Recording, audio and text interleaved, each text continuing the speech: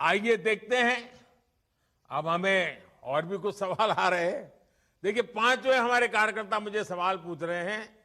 Shri DR Yogesh ji हैं, वो तो बेंगलुरु से है, और उनका सवाल है कि सरकार बनने के बाद हम आने वाले 5 साल में कर्नाटका को कहां देख सकते हैं।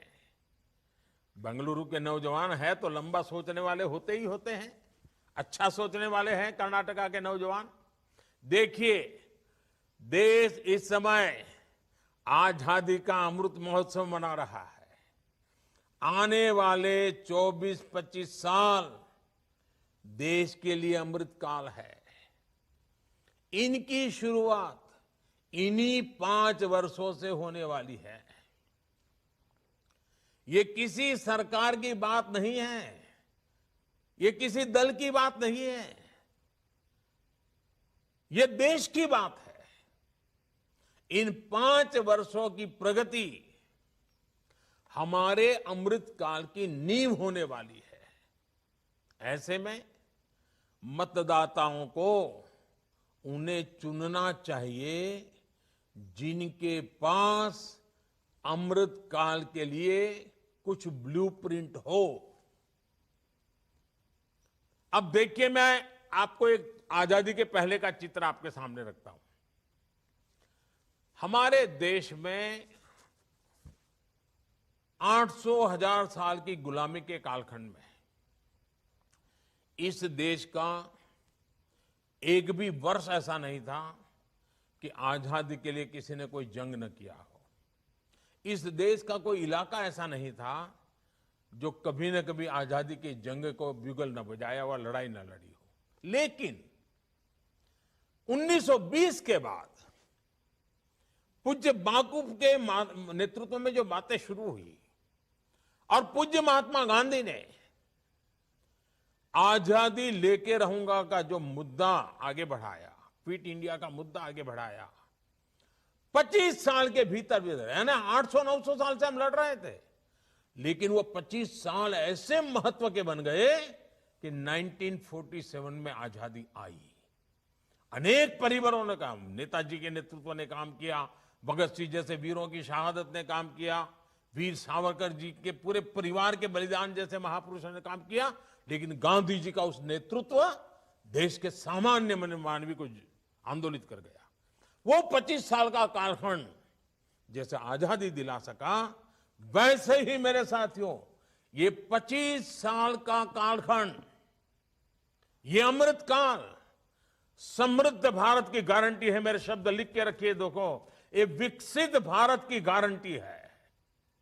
और हमारी सरकार ने तो अभी से इस पर काम करना शुरू कर दिया है।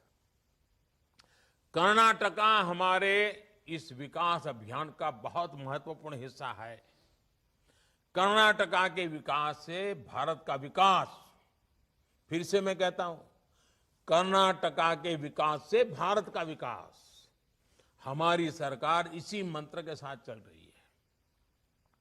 आज पूरी दुनिया भारत को मैन्युफैक्चरिंग के हब के रूप में देख रही है।